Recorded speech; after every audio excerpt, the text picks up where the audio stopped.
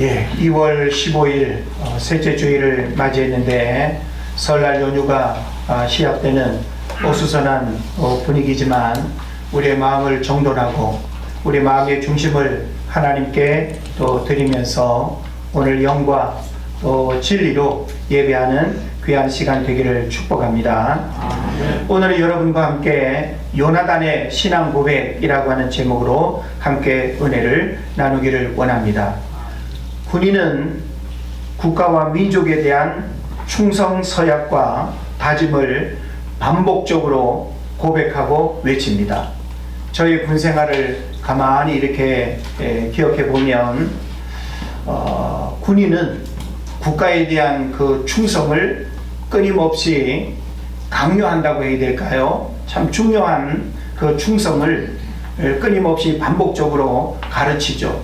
그래서 어찌 보면 틈을 주지 아니하고 매 순간순간마다 군가를 부르게 하고, 그래서 그 군가는 바로 우리의 어떤 감정과 우리 어떤 마음을 이렇게 애국의 그런 마음을 가지게 하고 국가에 대한 충성심을 이렇게 갖게 하는 그런 이제 의미가 있다고 볼 수 있죠. 그런가 하면 또 좀 실망하면 또 모였을 때마다 정신교육을 통해서 역시 국가에 대한 또 충성, 그런 군인의 길에 대한 그런 부분들을 또 가르치죠.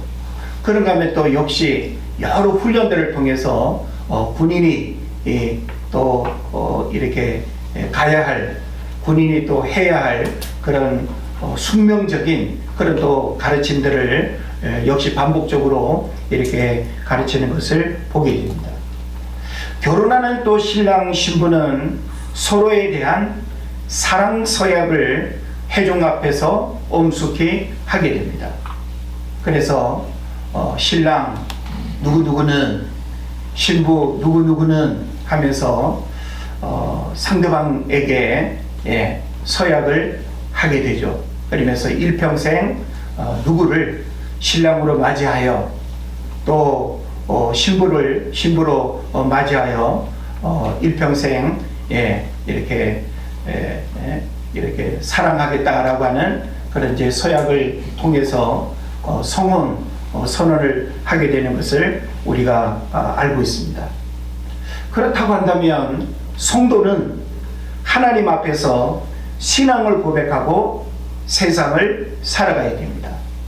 군인에게 충성 서약이 중요하다면, 결혼하는 남녀에게 사랑 서약이 중요하다면, 우리 그리스도인에게는 신앙 고백이 대단히 중요한 겁니다.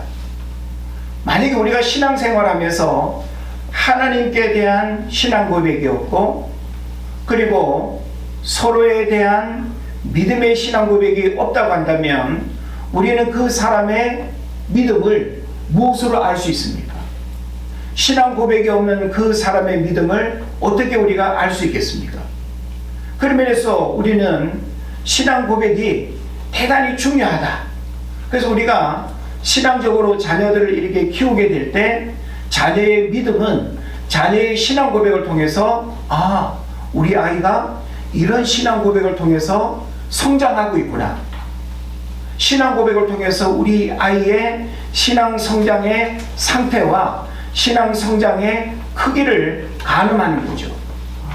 그래서 우리는 신앙의 연륜으로 평가하는 것이 아니라 신앙 고백의 내용과 신앙 고백의 상태를 보고 우리는 감동을 받고, 그리고 그 사람의 믿음의 깊이를 우리가 이해할 수 있는 것입니다.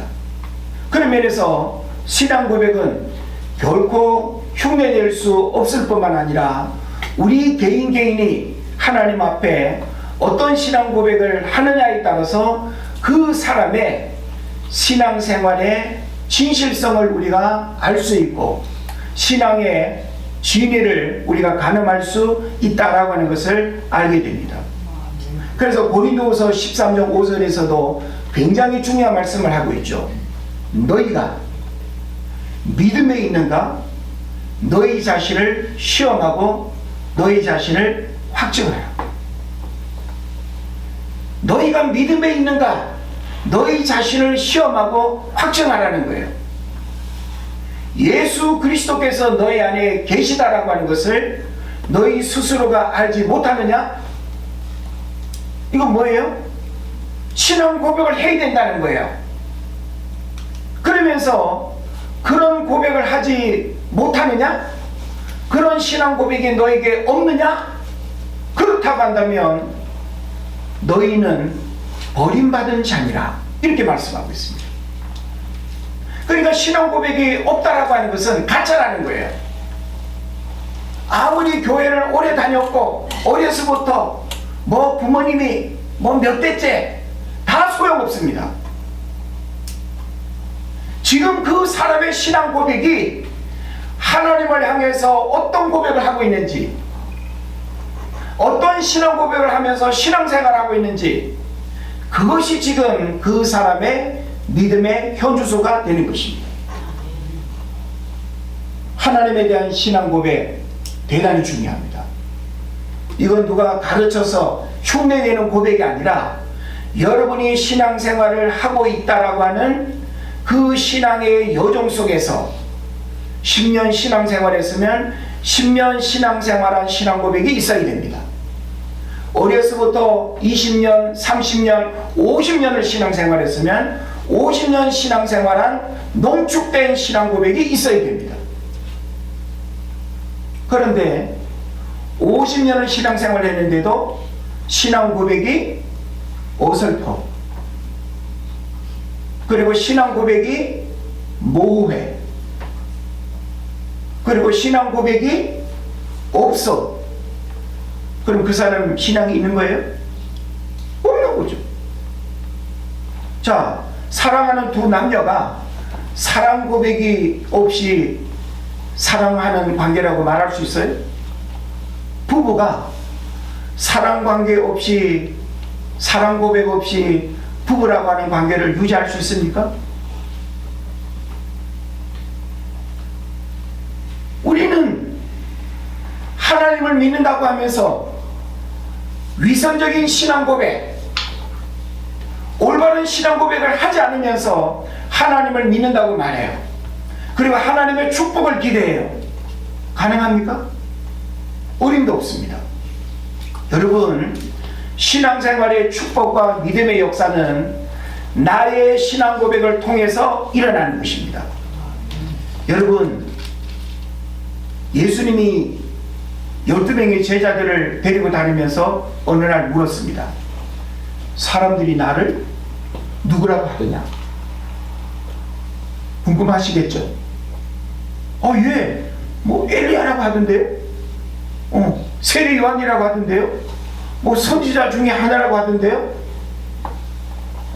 정답이 아니죠? 예수님이 다시 묻습니다. 그러면 나와 함께 동고동락하면서 따라다닌 너희들은 나를 누구로 알고 있느냐? 신앙 고백을 물은 거예요. 너희들은 나를 누구라고 고백하느냐? 그때 베드로가 대단히 중요한 신앙 고백을 하고 있습니다. 그 고백이 뭐죠? 주는 그리스도시요 살아계신 하나님의 아들이시니이다. 굉장히 중요한 고백입니다.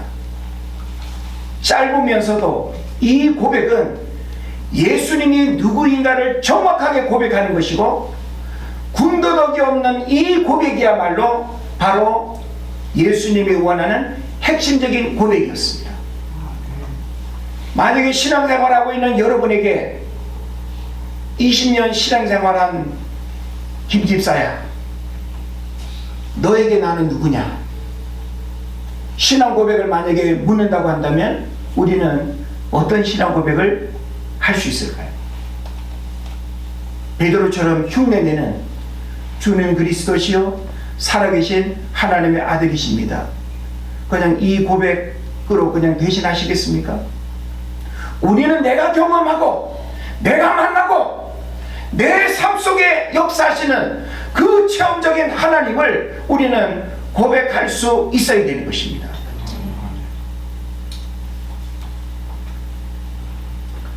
구원에 대한 신앙 고백도 있어야 됩니다.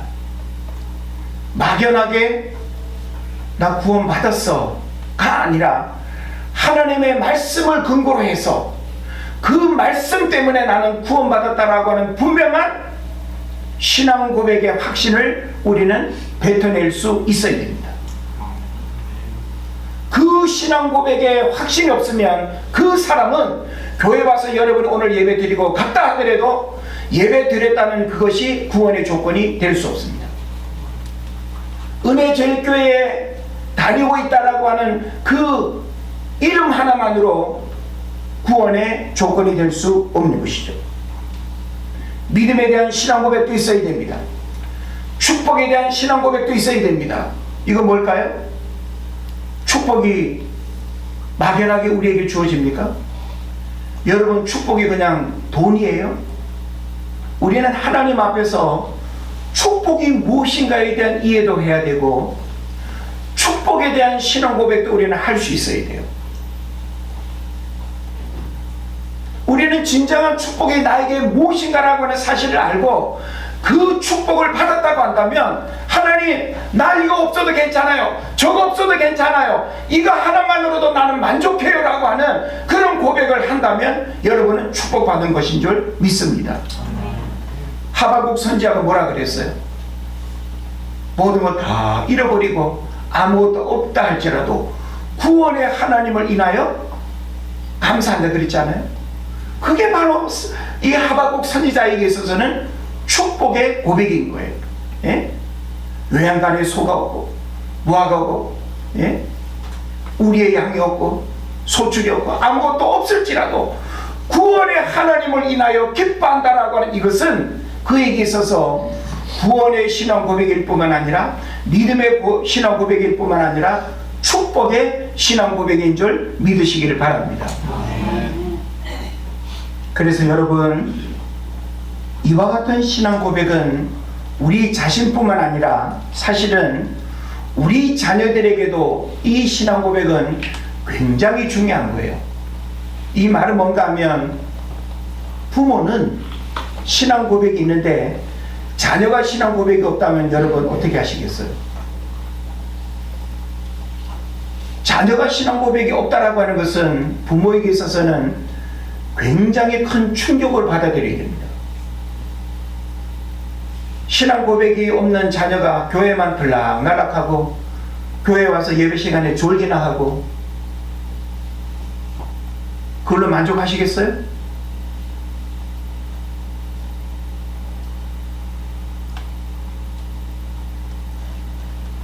부모의 신앙 고백도 중요하지만 우리의 자녀가 정말 하나님이 어떤 분인가를 신앙 고백할 수 있어야 하고 구원의 확신에 대한 신앙 고백이 있어야 한다라고 하는 것 얼마나 중요한 일인지 모릅니다.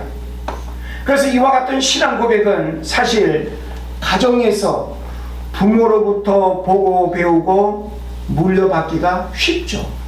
교회에서 신앙교육으로 가르치고 배우는 것도 중요하고 필요합니다만은 사실은 가정에서 부모로부터 자연스럽게 신앙교육이 1차적으로 되어지고 그리고 그것이 더 중요하게 그리고 자녀들에게 각인되기가 쉽습니다.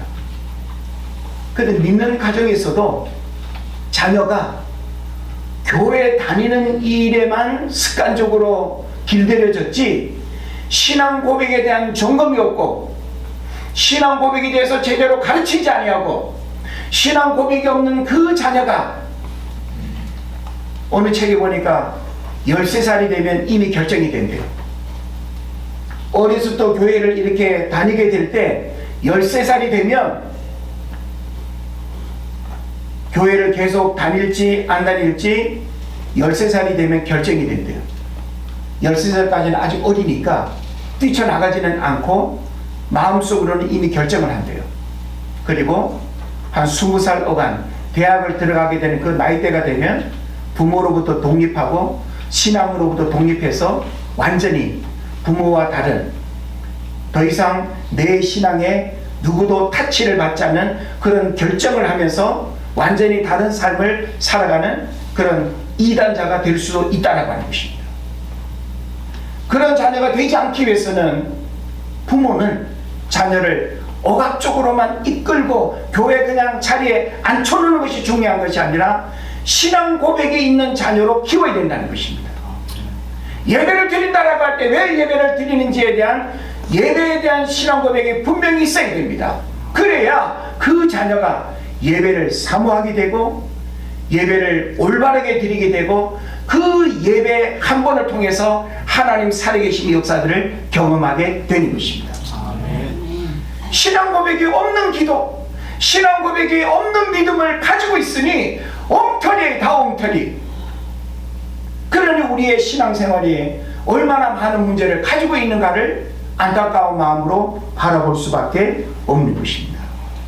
그래서 우리는 가정교육의 중요성을 생각하면서 교회도 역시 가정에서 하지 못하고 주지 못하는 그런 부분들을 더 심각하게 고민하면서 교회 교육에 더 진력해야 되겠다라고 하는 생각들을 하게 됩니다. 오늘 우리가 주목할 인물은 요나단입니다. 지난주에 저는 사울 왕의 실수와 그 문제에 대해서 이야기했는데 오늘은 그 사울 왕의 아들 요나단을 이야기합니다. 아버지 사울은 어떤 신앙 고백의 인물이라고 평가할 수 있을까요?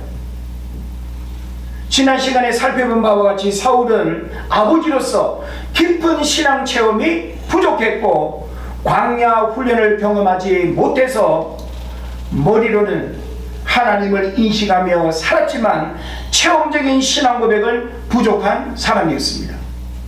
그러나 요나단은 어렸을부터 사무엘 선지자를 통해서 신앙적 지도와 훈련을 잘 받았고 견고한 믿음의 사람으로 훈련받아 성장하였습니다. 아버지 사울과는 다른 신앙의 모습을 통해서 요나단은 그의 신앙 고백으로 인해서 위기에 처한 나라를 건지고 하나님이 살아계심을 온 백성에게 드러내는 놀라운 일들을 드러내는 역할을 했다라고 하는 것, 이것이 오늘 사무엘상 14장을 통해서 우리가 만나게 되는 요나단이 되는 것입니다.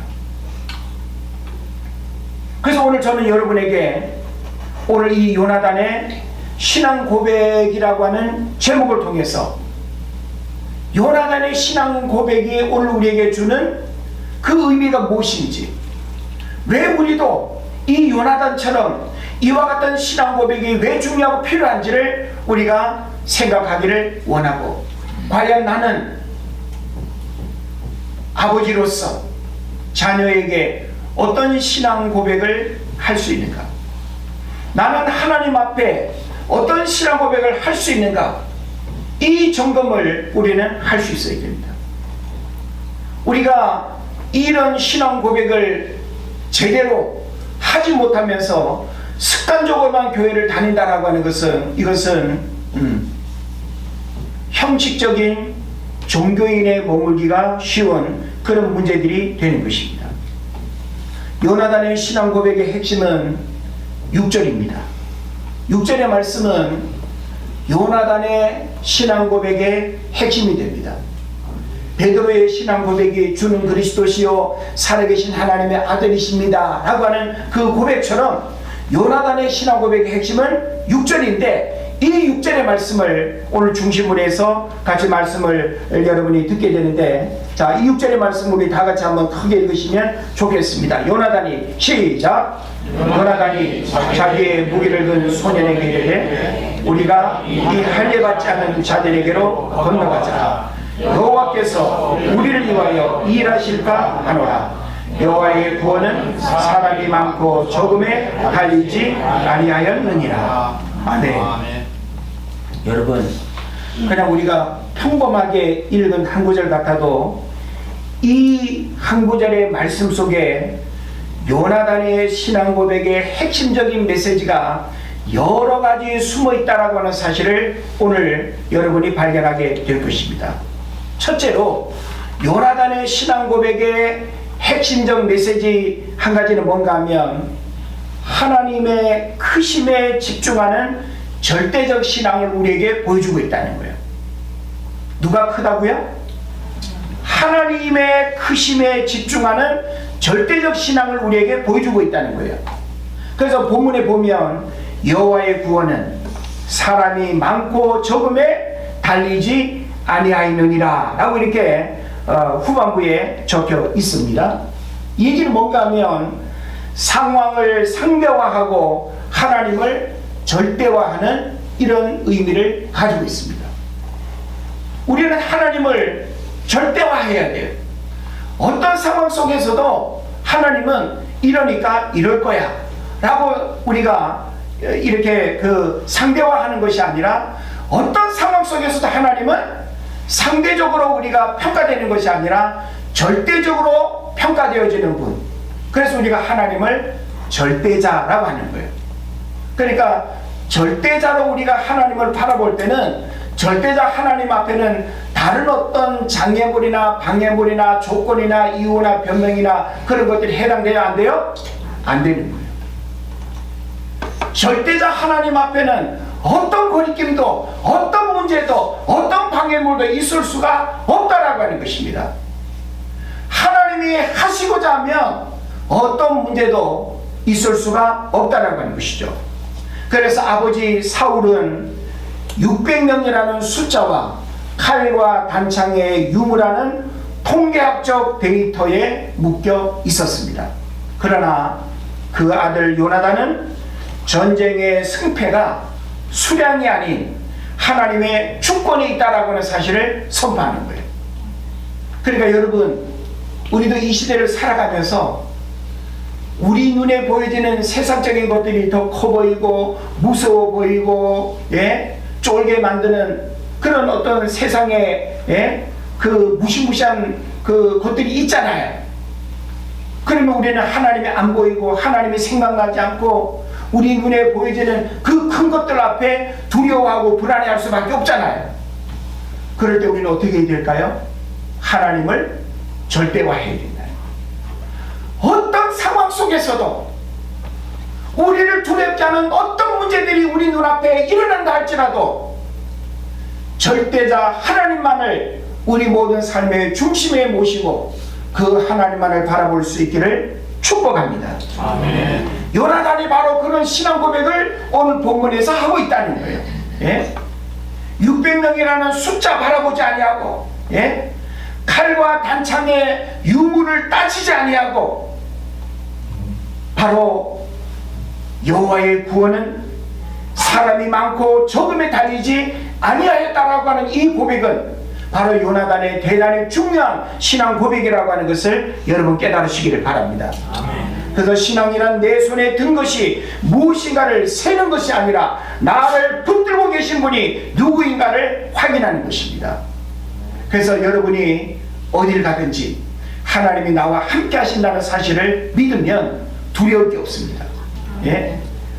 요셉이 어딜 가든지 여호와께서 함께 하시니 승리하고 형통하고 잘된 줄로 믿습니다. 내가 하나님을 붙드는 것이 아니라 여호와께서 나를 붙들고 함께 하시기 때문에 어딜 가든지 두렵지 않는 이런 은혜의 역사들이 여러분에게도 있기를 축복합니다. 그 다음에 두 번째로 6절 가운데 보면 어떤 말씀을 우리가 또 신앙 고백으로 우리가 알아야 되는가 하면 언약에 근거한 정체성 중심의 신앙이라는 거예요. 언약에 근거한 정체성 중심의 신앙. 이건 뭘 말합니까? 6절에 보면 우리가 이 할례 받지 않은 자들에게로 건너가자라고 했습니다. 이스라엘 백성들의 특징은 뭐예요? 할례 받은 공동체잖아요. 그죠? 뭐 할례는 제가 설명하지 않아도 여러분 잘 아니까. 그런데 이방 사람들은 할례를 받았어요? 안 받았어요? 안 받았어요. 그러니까 할례를 받았다라고 하는 것은 정결한, 거룩한, 구별된, 다시 말하면 하나님의 특별한 보호를 받는 선민 이스라엘 백성이라고 하는 그 아주 프라이버시를 가지고 있는 거예요. 그래서 이 요나단은 이 믿음을 고백하는 거예요. 어떤 믿음? 우리가 이 할례받지 않은 자들에게로 건너가자.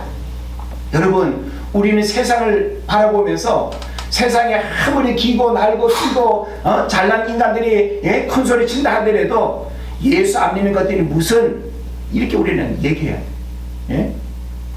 세상에 아무리 그냥 잘났다고 큰 소리 치는 인간들이 있다 하더라도 예수 모르는 인간들이 잘난 채 봐야 죽으면 다 그냥 지옥 갈 인간들이 무슨 이렇게 우리는 말할 수 있어야 됩니다. 할렐루야. 예. 이 땅에서 살아서 이제 아무리 큰 소리 치고 잘난 채 봐야 그들은 죽으면은 지옥 백성 되는 거예요. 예? 그러면서 이 요나단의 이 고백, 할례받지 않은 자들에게로 건너가자, 이것은 언약에 근거한 정체성 중심의 신앙을 분명하게 가지고 있는 거예요. 우리도 하나님 앞에 내가 구원받은 하나님의 자녀, 하나님의 백성, 감히 누가 나를 건드려? 하나님이 나를 붙들고 계시고 하나님이 나를 지켜주시는데 감히 구원받지 못한 잡것들이 어디서 감히 이러면서 우리가 큰소리 칠 수 있어야 된다는 거예요. 예? 우리는 구원받지 못한 세상 사람들 향해서 이 잡것들이 하면서 우리는 큰소리 칠 수 있어야 되는 거예요. 예? 구원받은 저와 여러분들은 하나님의 불꽃 같은 눈동자로 지키시고 보호하시고 결정적인 위기의 순간에 우리를 붙들고 구원하시는 줄 믿습니다. 아멘. 그래서 적군을 군사적 강자가 아닌 하나님의 언약 밖에 있는 자로 정의를 해버리는 거예요. 예? 너희들은 할례받지 못한 백성인데 이거 너희들이 무슨 이렇게 하는 거죠. 요나단은 적의 철병거나 숫자를 보지 않고 그들이 할례받지 않았다는 사실, 즉 하나님과 상관없는 자들이라는 점에 주목했습니다. 이는 요나단이 자신이 누구인지, 요나단은 자기가 누구예요? 언약 백성, 예? 선민, 할례받은 하나님의 백성이라고 하는 이 분명한 영적인 정체성을 가지고 있었다라고 하는 거예요. 그래서 세상의 위협 앞에서 내가 누구의 소유인지를 기억하는 것이 바로 승리의 시작인 줄 믿습니다. 그래서 우리는 세상을 나가서 살아갈 때 당당해야 돼요. 예? 예수 믿지 않은 사람들과 여러분이 직장에서 어떤 조직과 공동체에서 살아갈 때 우리는 하나님의 자녀라고 하는 그 영적 신분을 가지고 당당할 수 있어야 될 줄 믿습니다. 예? 직장에서는 비록 여러분이 제일 낮은 직급이 뭐예요? 비록 쪼리라 할지라도 여러분의 영적인 신분은 당당하게 큰 소리 치면서, 그래 내가 회사에서는 이렇게 낮을지는 몰라도 감히 어디 잡것들이 하면서 큰 소리 치고 당당하게, 오히려 영적인 권세를 가지고 우리는 세상을 바라볼 수 있는 그런 담대함과 영적인 안목을 가져야 될 줄로 믿습니다. 그리고 세 번째로 이 요나단의 신앙 고백 6절에서 우리가 또 보게 되는 중요한 신앙 고백의 메시지는 하나님의 주권을 존중하는 겸손한 신앙을 우리가 보게 된다는 거예요. 하나님의 주권을 존중하는 겸손한 신앙. 여러분, 우리도 세상을 살아가면서 하나님의 주권을 존중할 뿐만 아니라 인정하고 어떤 상황 속에서도 하나님의 주권을 흠집내거나 하나님의 주권을 흔들려고 하거나 탐내려고 하거나 기웃거리는 그런 일이 없어야 됩니다.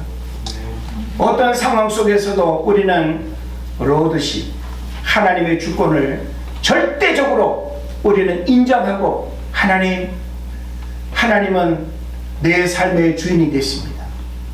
내 자녀 양육의 주인이 되십니다. 내 노후의 모든 삶의 주권이 하나님께 있습니다. 내 건강의 주권도 하나님께 있습니다. 내 모든 사업과 직장의 주권도 하나님께 있습니다. 이게 바로 뭐예요? 주권을 하나님께 인정하는 거예요. 할렐루야. 그래서 오늘 이 6절에도 보면 여호와께서 우리를 위하여 일하실까 하노라 라고 했죠. 여러분, 우리가 우리말로 번역된 이 표현을 보면 일하실까 하노라 라고 하니까 뭔가 좀 명확하지 않은 표현처럼 우리가 생각할 수 있죠. 예? 확신하되 하나님을 조종하려 하지 않는 겸손함입니다. 이것은. 그래서 일하실까 하노라라고 하는 이것은 불확신이 아니라는 거예요. 그래서 영어 성경에서는 perhaps, 아마도에 가까운 표현으로 결정권은 오직 하나님께 있다는 철저한 주권 인정을 의미하는 것입니다. 그래서 내 열정이 하나님의 뜻보다 앞서지 않게 조절하는 고도의 신앙적 절제를 뜻합니다. 그래서 참된 믿음은 하나님께 이거 해내세요 라고 명령하는 것이 아니라 하나님의 뜻이라면 제가 쓰임받길 원합니다 라고 내어드리는 것입니다. 그래서 이 요나단은 하나님을 막 끌어다가 강제로 그냥 하나님을 그냥 붙들고 막 그냥 해주세요, 해야 됩니다 이렇게 한 것이 아니라 요나단은 겸손하게 하나님의 주권을 존중하는 그 겸손의 신앙을 고백하면서 여호와께서 우리를 위하여 일하실까 하노라. 그럼 그 하나님이 일하실 수도 있고 안 하실 수도 있다는 그런 명확하지 않은 불신앙의 고백일까요? 그게 아니라는 거예요. 예? 그래서 오늘 우리도 그 하나님께서 오늘 내 삶 가운데 오셔서 나의 부족함, 나의 연약함, 내 형편, 내가 지금 하나님을 필요로 하는 이 모든 어려움의 그 일들 속에 하나님이 오셔서 도와주기를 간절히 바라는 그 하나님의 주권을 내 삶 가운데로 모셔드리고 그 하나님의 주권이 내 삶의 중심에 오기를 바라는 그 주권을 인정하는 그 마음을 여러분이 고백할 수 있기를 바랍니다. 아멘. 그리고 마지막 네 번째로는 행동으로 증명하는 역동적 신앙입니다. 따라합시다. 행동으로 증명하는 역동적 신앙.